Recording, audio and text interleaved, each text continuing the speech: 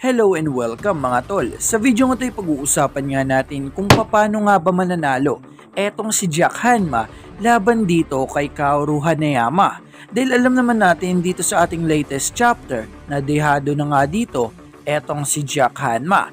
Kaya naman ngayon tatalakayin natin kung ano nga ba ang possible na pwede mangyari para manalo etong si Jack Hanma. Pero bago nga natin simulan yan ay pakipindot muna etong like at subscribe button para na rin sa pag-unlad sa ating YouTube channel mga tol. Sige na, i-like mo na yan. At tara, simulan na nga natin mga tol. So simulan nga natin dito sa ating latest chapter na chapter 47 ng Baki Reihen. Kung saan dito ngayon naganap nga ang pag-counter-attack na ito ni Kaoru Hanayama sa mga pagkagat nga neto ni Jack Hanma. Na kung saan kapag naunahan nga siya neto ni Jack Hanma sa galaw o pwesto, ay etong si Hanayama ay magka-counter-attack na kung saan kukurutin o pipisatin niya nga etong parte ng katawan neto ni Jack Hanma at sa kanya nga ito hihilain. Dahil alam naman natin mga tol na sobrang lakas nga ng grip neto ni Kaoru Hanayama at yun nga ang pang-counter niya dito kay Jack Hanma sa tuwing kakagat ito. At nagawa niya na nga yun ng 2 beses na kung saan namilipit nga sa sobrang sakit etong si Jack Hanma sa mga ginawang counter-attack neto ni Kaoru Hanayama. Kaya naman ngayon ay sasagutin na nga natin kung paano nga ba mananalo etong si Jack Hanma dito against kay Kaoru Hanayama. So simulan nga natin dito sa kanyang mga kailangan gawin. So una nga mga tol ay kailangan nga mag-isip ng matino neto ni Jack Hanma para nga ma-outsmart etong si Kaoru Hanayama. Dahil nakita naman natin dito sa kanilang laban ay nagugulat nga etong si Kaoru Hanayama sa mga galaw nga neto ni Jack Hanma. At syempre mga tol, ang pangalawa nga ay gamitin nga neto ni Jack Hanma etong kanyang bilis para gulatin etong si Kaoru Hanayama. At syempre mga tol, etong pangatlo ang pinaka-importante dahil ito nga ang tatapos dito sa counter-attack neto ni Kaoru Hanayama. Ito nga ang sobrang lakas na kagat neto ni Jack Hanma. At syempre kapag nagawa nga neto ni Jack Hanma etong tatlong nabanggit natin ay ito nga ang magiging susi niya sa panalo. Na kung saan makakagawa nga siya ng idea na nagawa niya na nga dati dito sa kanyang laban. At yun nga, mas malakas pa ang grip dito kay Kaoru Hanayama. Na kung saan ang uling nga ay kayang-kaya niya ngang gawing diamond sa pamamagitan lang ng kanyang kamay.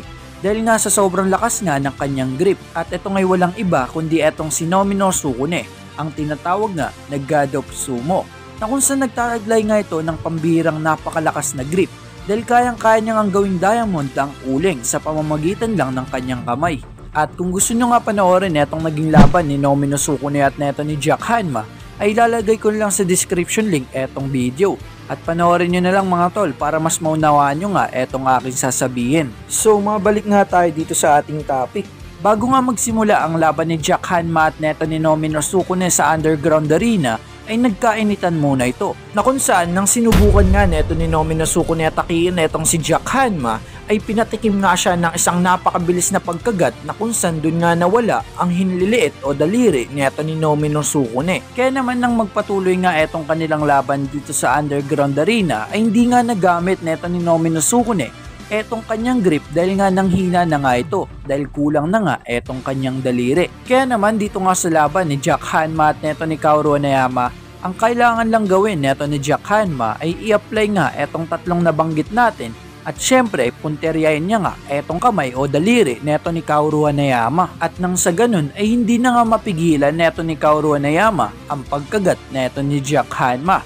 At dun nga magagaya etong si Kaoru Hanayama kay Pickle.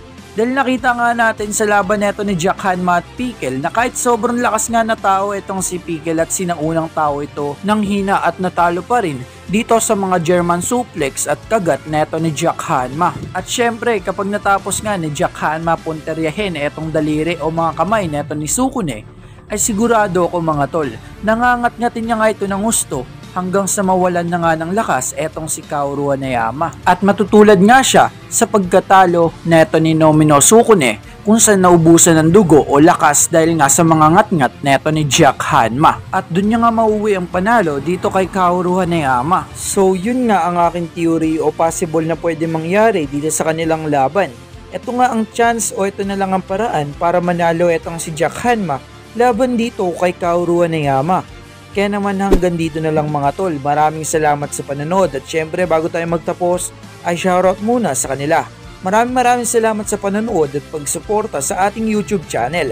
At mas bibilisan ko pa nga ang pag-upload ng video mga tol. Pasensya na ulit kayo dahil natagalan uli ako sa ating nakaraang video. Kaya naman gumawa agad ako ng theory para na rin meron kayong idea sa possible na pwede mangyari. At hanggang dito na lang. Maraming salamat sa panonood. Peace out.